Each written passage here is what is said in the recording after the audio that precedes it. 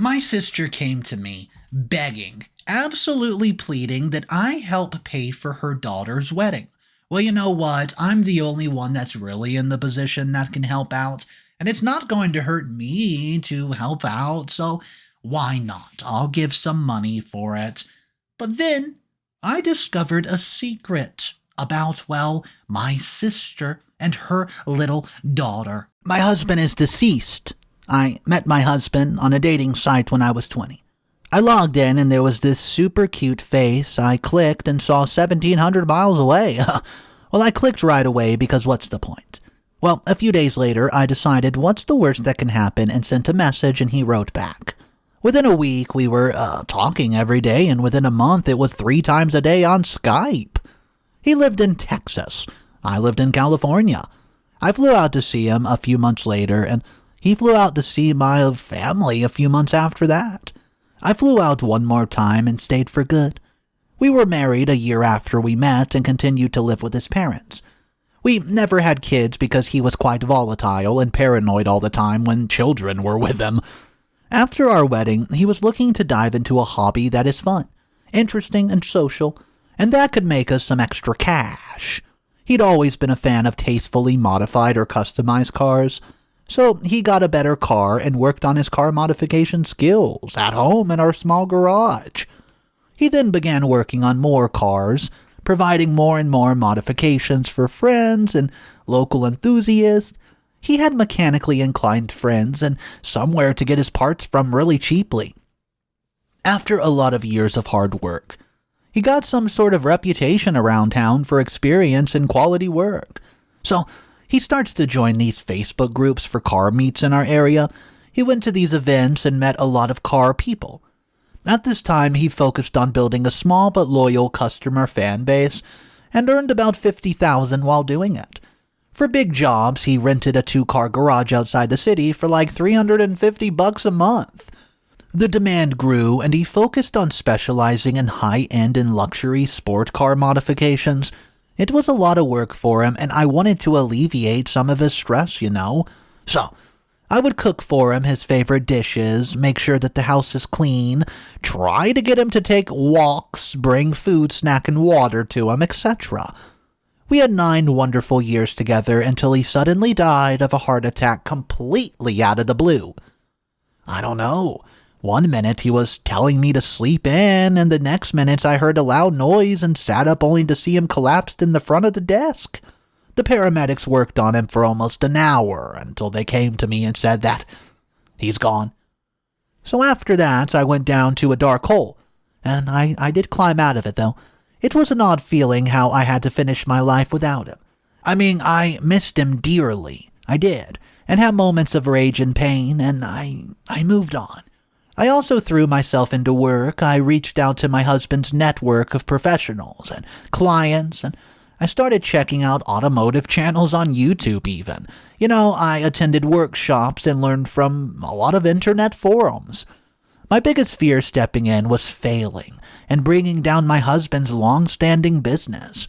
I was constantly second-guessing myself if I was making the right decision or throwing his legacy down the drain. And keeping his dream alive, was probably the biggest challenge.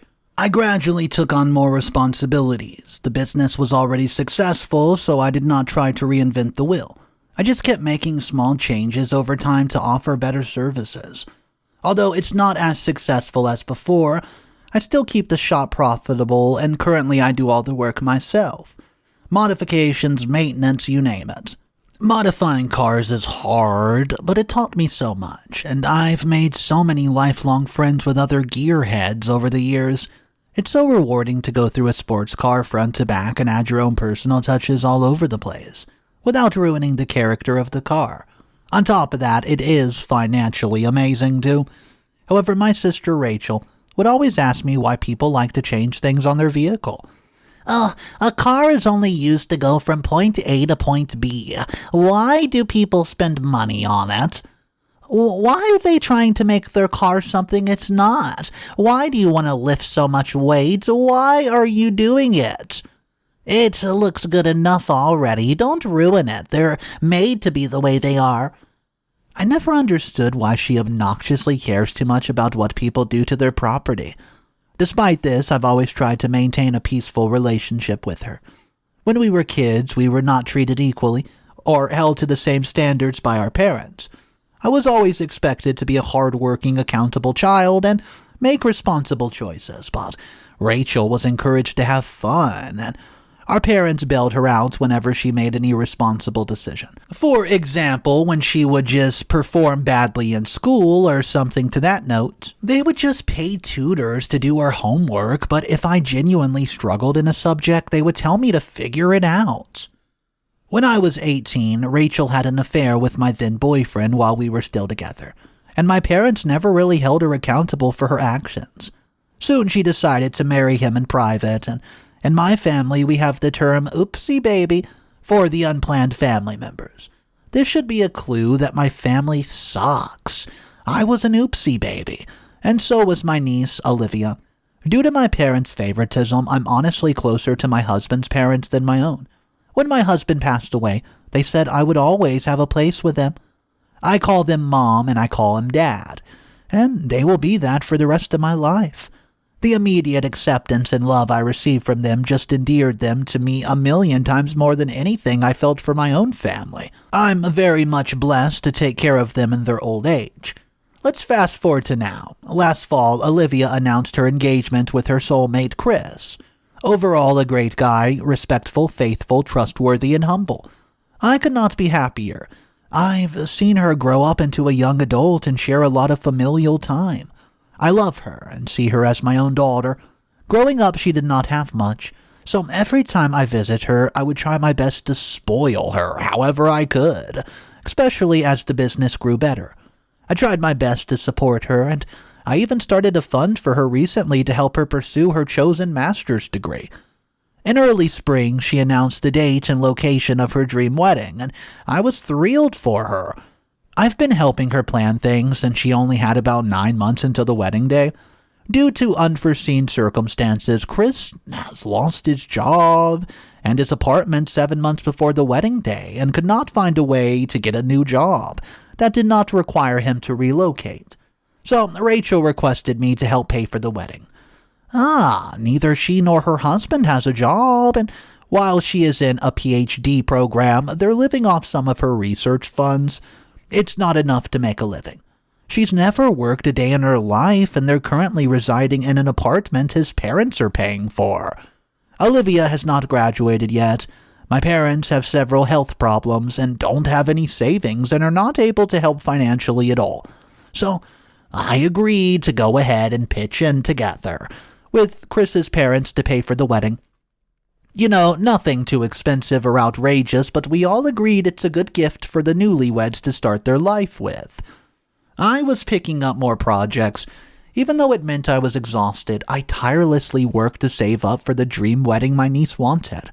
The venue required a small deposit, a payment 6 months before the wedding date, and then a final payment a day before the wedding. The venue's owned by Rachel's friend, so he agreed to it. The first 2 payments were made by me and Chris's parents as scheduled. I paid for the major costs, specifically the venue, chairs, tables, linen rentals, caterer, and an open bar. The catering bill was due at the time of the final head count. Rentals were due at drop-off, and the bar tab was due at the bar closing. A few days before the wedding day, we were eating dinner at my parents' home, and Rachel, my brother-in-law, Olivia, Chris, my aunt, and my older cousin were there. My aunt was asking Rachel about the wedding, and Rachel said that everything was going according to the plan. Anna then casually laughed and told Olivia, "Let's just hope the wedding doesn't end up looking like your aunt's car's modifications." Well, I was blown away completely. She laughed, and Olivia laughed too, as if this was some sort of inside joke. I was shocked. Olivia was never like this. I don't know. It just happened so fast. I got up and started screaming at Rachel, but my parents asked me to take it easy. And Rachel said, "Calm down, it was just a joke," and that she did not, quote, think I would react so intensely. My dad said that I was being harsh indeed. I mean, it's just a joke, right? And that I know this is how she is with her dark sense of humor. My brother-in-law and aunt remained seated, and my cousin asked me to calm down, drink some water, but I just grabbed my stuff and walked out. I heard this loud commotion as I was walking out of there too, and Chris and my cousin followed me outside to try to talk to me, but you know what? I just wanted to be completely left alone. The next day I was in my garage, and Rachel, Olivia, and Chris came over and saw me working, my skin sweaty, oily, and greasy. Well, Rachel and Olivia let out a chuckle and called my job a waste of time, called my clients clowns, and said that this field is terrible, dirty, and difficult. Chris tried to stop them and make them apologize for everything that they said, but Rachel continued saying that I'm a woman, that car modifications is a man's job, and that it's just nasty for women to want to work on cars. Chris backed me up and said, "Obviously it's a woman's job because a woman's doing it, look." She replied that a woman cannot perform the same as a man. She can meet their mental requirement, sure, just as easily as a man, but absolutely not the physical requirement. Chris asked her what the duck was wrong with her and reprimanded her that I was, the one funding the wedding. Her response was, it's not like she's going to back down from her promise because of an opinion. I didn't want to give her the satisfaction of me having a reaction to it, so I let it slide. I spent the next few days pretending like everything was okay. During the rehearsal dinner, which was yesterday, I heard the conversation. "Yeah, this steak kinda sucks. Well, who orders a steak at a place like this? Actually, who picks a place like this for a pre-wedding dinner? Well, you should blame your aunt. She insisted that it had to be the perfect ambience for a pre-wedding gathering. Oh, the only thing scarier than this steak is the thought of blaming her for it. She gets offended by almost everything I say. She should learn to be a good little servant." You know what? That was too much for me. I brought Olivia somewhere private and told her that I heard what she just said about me, being her good little servant. I don't appreciate her joke, and it was not funny, and I felt she humiliated me. She gets angry and starts yelling things like, "I have a whole pre-wedding event waiting for me back there. Who do you think you are to bring me here and waste my time? It's a joke. Don't be such an idiot." She accused me of ruining the event and started screaming at the top of her lungs. She left back to the event, and I just stood there. Once I came back, everybody was staring at me, and Olivia was sobbing in her dad's arms. He proceeds to yell at me, telling me I've ruined the event and made a scene. So, Rachel then said that the coordinator just called her and told her that the owner wanted the final payment if she wanted the venue doors unlocked. She assumed that I already paid and asked me why I haven't done so yet. Well, I told her that the offer of any money was rescinded, and I would not give a cent anymore. She went mad and said I would be an a-hole, taking away on my promise. When I reminded her of the things that she said, she brushed them off as jokes and accused me of being petty. My mom told me to be the big person and said I was being incredibly selfish and bitter. I told them that I was sick of them treating me like I could not do my job. It's infuriating, and they mostly don't like me as they see I have a lot of male friendships and get along better with men than I do women. They think that I'm an overachiever. So, Chris apologized to Olivia and asked if I would consider giving them $5,000. I said no. Rachel was crying and said this would ruin her daughter's wedding. She wanted me to reconsider my decision since it would damage my relationship with Olivia, but I refused. She kept crying and begging for the funds, but I told her no. Olivia got very cold and said, "You always brag about having a good memory. I hope you remember this moment." I told her, "Don't bite the hand that feeds you. It's plain stupidity to mock me all the time and then suddenly expect I'll be happily throwing this money at you." Brother-in-law got visibly upset, but after getting stares from the guest, he said that I only have to pay for the venue. I told him that he's getting $0 for his daughter's wedding from me. He then joined the a-hole chorus. He called me all sorts of names and was getting his parents involved in it as well. Rachel then made another comment about my career. Everyone laughed and I felt humiliated. She was laughing too and then continued, and I felt like crying and screaming at the same time. It was a rage yet sadness I've never experienced before. After her speech, I spoke up. I just responded, "Sis, a quick reminder that you've accomplished nothing in your life without mom or dad holding your little hand. As soon as you do, you can criticize my work like you can, right?" She was of course offended and started causing a scene. My parents and a few other relatives said my response was cruel and that I was out of line completely.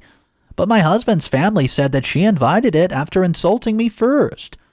Throughout the night, they continued to make these negative remarks that were mostly directed at my in-laws. I could see my mother-in-law was getting upset. I explained to them that I would not tolerate them speaking to my in-laws like that. Rachel then said that I really don't know anything about cars, and I just make the cars worse and I bring shame to my husband's honorable standing. I got so angry. I told her she had never worked a day in her life and she was an incompetent mooch. She replied that if I had only helped my husband with his work, he would still be alive. At this point, I just decided to leave with my in-laws. Chris apparently had a huge fight with Rachel that night and broke up with Olivia because she took her mom's side. He called off the wedding and Olivia is absolutely devastated. I really do feel for her. So I contacted the venue and they were actually really nice and offered a refund, but it'll take a couple of working days before the refund goes through. Today I texted Olivia that I would no longer be responsible for funding her education. Rachel kept trying to call, then texting, saying I can't do this to her. Now our parents are involved and they're pressuring me to help her. My mom tried me to get to come over so we could talk, saying that Olivia did not deserve me turning my back on her like that once again. I told her that I could not afford it on my servant wage, remember? Oh, and she said, "If you or Rachel called me the servant, I would laugh and admit that that's pretty accurate. My children are loving parts of me." After she said this, I yelled at her and told her that this is a huge difference between affectionate teasing and outright malice.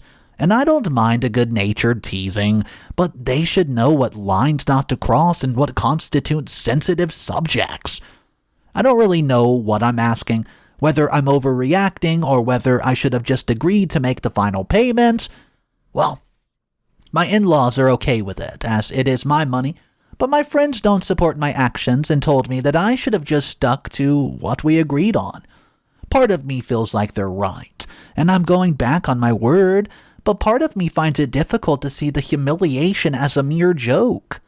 Anyways, guys, thank you for reading this far, hoping for any input anybody could provide. What's up, everybody? You're going to want to stick around for the next couple of updates because we are about to see this family explode. If you guys haven't had a chance to subscribe to the channel, take a second right now, hit that subscribe button for daily videos, and let's jump into the first update. Update number 1. Well, hello everyone. I did not expect to come back here and have this much support. I didn't really plan to update at all. I just wanted to put what happened behind us and put it out here, hopefully getting some advice. After I wrote down everything, I closed my computer and kind of fell into a depression loop. After I posted, it hit me like a train. So I'll try to reply more on the post. It was honestly too much to try to do back then. Just know I read through most of the comments. I truly appreciate everyone's input, both negative and positive. So, Olivia called me today and began to protest and said I was affecting her education and that I could not do that. This is my family, my niece, and her future, and I told her that they have all absolute no idea what it's like to work and have to pay for everything, or what it's like to work hard and have to support somebody who treats you like crap. Literally, giving away hours of my life to pay for someone who thinks so little of me? She then got angry and said that I did not care about her at all. So I replied, "Well, this is the consequence of your actions. You don't get to treat me terribly and then suddenly want me to put on $1,000 smile for you. You're an adult now. Get a loan or get a job." I've put up with her mocking style all these days, with no backup or support from my parents, and she has the audacity to speak to me now that she wants money for postgraduate studies? Now she can have 2 years of missing out on her dream program and think over how treating someone as less than human is not a good strategy to have in this lifetime. Wow. I don't fully blame her for her actions. She's a very, very lonely and straight up isolated child. It's not an easy house to grow up in, and Rachel is, to be blunt, a terrible parent. Well, Olivia is gifted, she's an artist, but she does not have an open space to express herself at all. She worships the ground her mom walks in and does exactly what her mom wants her to do. Rachel, to this exact day, has not truly apologized to me. It was a Canadian sorry. Yeah, a sorry not sorry. I could not get over this thought that my husband's death was my fault. My mother-in-law reassured me and said that it was nobody's fault. My mother-in-law is so sweet and nurturing. Unlike my mom, my father-in-law is much more easygoing and less judgmental than my own father. We differ a bit on politics and religion, but I'm blessed to have them in my life regardless. I miss my husband a lot. I miss staying up late, talking, and having at-home date/movie nights. I miss going out and ordering for each other to get another thing and just try different stuff. I just really miss him. It's been more than 10 years, but I still cry on occasion. And I don't know, I have 1 or 2 days every year where it's all I can think about. And I just feel this huge yearning and longing and heartache. It still all feels like such an open wound. Update number 2. Thank you guys so much for responding and taking the time and for the advice. Rachel called me and said that Olivia wanted to come visit me for a few weeks to rebuild our relationship, and I told her it's fine with me if she wants to visit.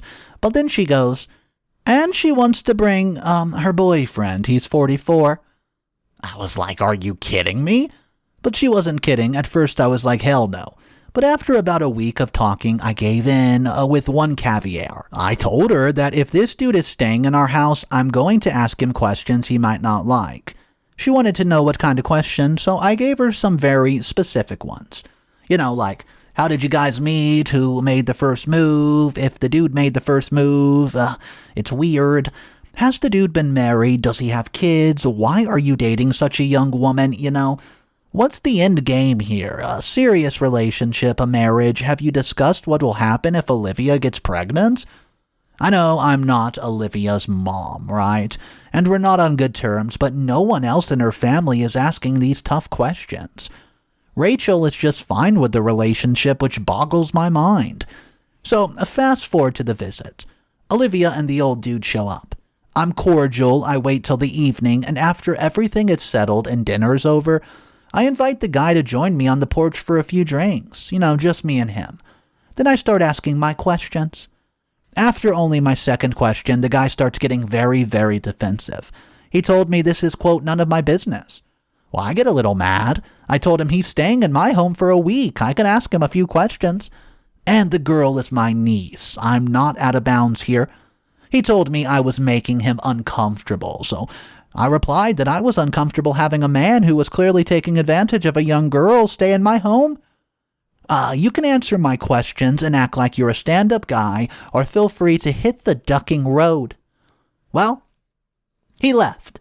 Olivia and her parents are upset with me, and they said I acted like a jerk, and that if Olivia's happy to let it go. Again, I was told it was none of my business, and they have since broken up, which I'm glad about, not sure if my actions were the cause of it. I've asked my question in the order written, and only asked him the first 2 before he gets so, quote, uncomfortable. Anyways, I'll update you guys. Update number 3. Hey, so I talked to Olivia this morning, and she and I are totally fine. I knew my actions came from wanting to keep her safe, and asked why they broke up, and the guy was cheating on his wife. He confessed it to her and said that he would get a divorce for her. He has 3 kids, all her age or older. Yep, she dumped him. She then asked me why I was so distant towards her and her parents to the point where I could not even pay for her education. I asked her how she could possibly expect me to be fine with my sister mocking me, along with her daughter who was born from an affair with my ex-boyfriend. After that, Olivia got quiet for the rest of the evening and left early.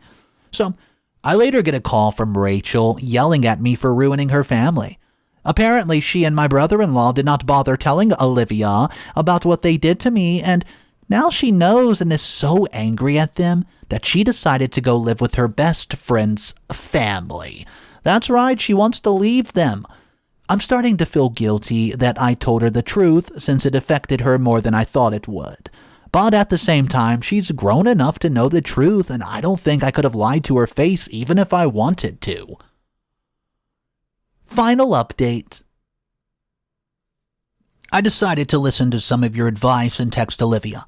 I asked her if she would like to meet up and have a conversation about all that went on because, as you said, she does deserve some answers. So I met up with her and told her about my relationship with her mom and went into detail about the cheating and her birth. I've gotten over everything she asked me about. In turn, she told me everything her parents told her about me. Apparently, she was told that around the time she was born, I had a miracle baby named Olivia, who died at the hospital, and since she and her share the same name, I held some sort of resentment towards her while outwardly displaying affection. I'm still processing what she told me, guys. Needless to say, there was a lot of crying involved and apologies from both ends. Olivia said she's doing better now and that she knows the truth, and that her best friend and her family have been an amazing support system to get her through this. I decided that I would try my best to be more involved in her life. She agreed and said she also wanted to get to know me better. I told her that she could reach out to me whenever she wanted, so she could have somebody to talk to about how she was doing, and somebody to support her hobbies. I even told her my garage is open and explained how it worked. She loved it and said she wanted to work for me. So she announced at the family gathering that she had decided to take a job at my shop.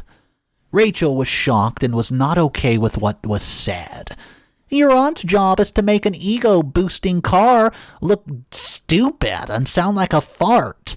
You want that as your career, honey? Everybody laughed, but Olivia told them that they're idiots who don't understand that people have different taste. Rachel came to the garage the next day, saw her learning the stuff, and sometime later told her Honda hired brilliant engineers, paid them big money to build the NSX to be as perfect as it is, and you, a bum, happily messed it up. Olivia replied that Honda did hire brilliant engineers, but they also hired a marketing team, and a bunch of people gave the engineers crazy requirements and told them no on a bunch of the cool stuff. It got worse in the household. Her parents and grandparents were trying to steer her to a specific field, but she didn't want it. I know her, and it won't suit her. They told her that either she does as she's told or they would withdraw the support and she would effectively be homeless. My mom was a crappy parent to me, and I recognized the same thing happening with Rachel and Olivia. Both my mom and Rachel are awful towards their oopsie children. Olivia turned up at my house in tears and asked if she could stay with me. She explained that she and her mom had a massive argument and she can't handle being around her right now.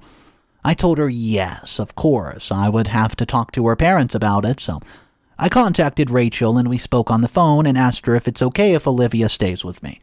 I let her know I have no issues with it.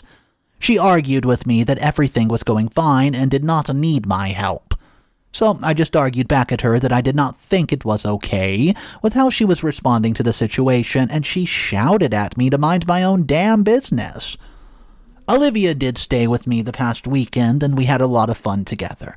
She told me that she wanted to live with me permanently. I said, I'll support you. Tell Rachel to go duck herself, and I will support you. Her parents are obviously mad, and Rachel is upset that I'm meddling with her family dynamics and said that I'm just giving Olivia whatever she wants and setting her up for a failure of a future. That separating a mom from her child is the cruelest thing I can do. They tried and tried and tried to tell Olivia that her aunt is not a good person, but she told them to duck off. So I told her she could stay with me for as long as she wanted. Anyways, we've purchased a new mattress, bedding, a rug, a desk chair, and curtains, plus a few decorations for her new room to make the space more her own. My two closest women friends, well, they are at the store and they showed up here about an hour ago with many bags of stuff. They're all in Olivia's room now, going through the clothing, shoes, hair products, soap, lotions, potions, perfumes, whatever else that young women like/need. These two women are some of my closest friends for a reason. One is a hairstylist and has told Olivia that if she decides she wants a haircut or a color, just to let her know. My younger cousin also flies in this coming Thursday and will be staying with us through the end of May, so I'm positive that having her here also will be a big help. Overall, this whole incident opened up a lot of old wounds, but I'm glad it happened. It needed to happen. Your insights was really helpful in me making this decision, and I do appreciate it. So thank you, guys. All I can say is that I hope that both Olivia and I will probably heal from this and move on with our lives. Alright, so we find out that Olivia is going to be staying with OP for the foreseeable future. And I do want to hear from you guys if you think that that was the right response that OP should have done. Knowing everything that she would have to deal with Rachel, I just want to know your exact thoughts, and maybe if anybody out there has been in a similar situation as today's story, whether that be OP or another person that was involved, let me know a little bit of advice, maybe something that you would do if you were in that position, guys. Thank you so much for joining me today. I hope you enjoyed it, and if you guys want more daily stories, consider subscribing. Have a great day. I'll see you tomorrow. And of course, remember, it's cool to be kind. See ya.